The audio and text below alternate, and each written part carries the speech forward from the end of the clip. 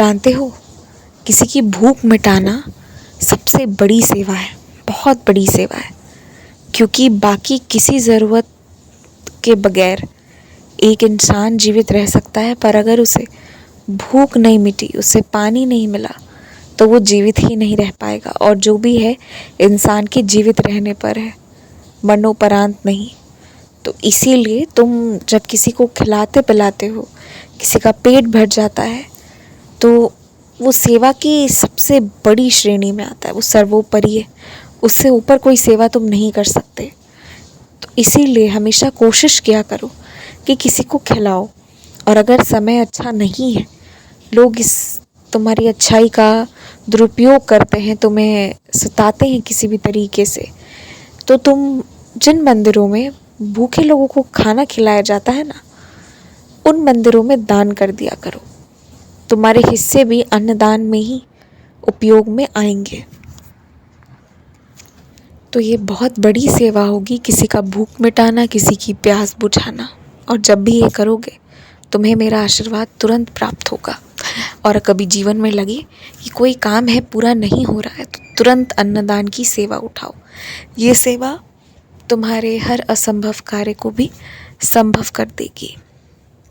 रोज़ रात को जब बहुत थक जाते हो ना, तो उसके बाद थोड़े और काम करने के पीछे मत भागा करो।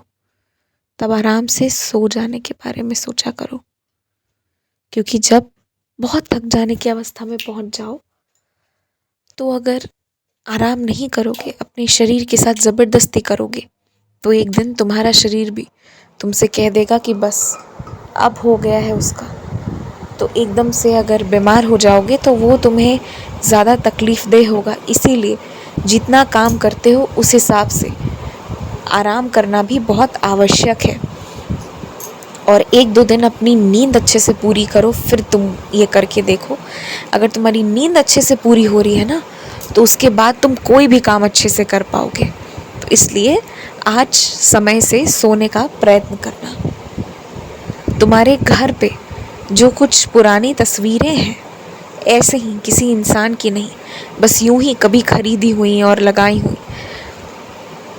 अगर उन तस्वीरों का कोई काम नहीं है, तो देखो उसमें से कुछ चीज़ें हैं जिसका तुम अभी उपयोग कर सकते हो कुछ दूसरे तरीके से। तो अगर तुम उसे कला के लिए अपने रखना चाहते हो तो रखो, और यदि नहीं रखना चाहते हो तो उन तस्वीरों को जल्दी से जल्दी हटा दो।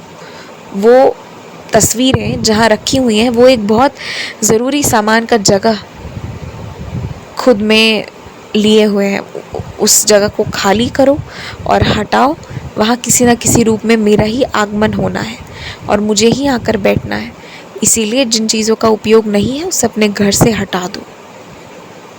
खूब खुश रहो। अब आराम से सो जाओ, विश्राम करने का समय हो गया है।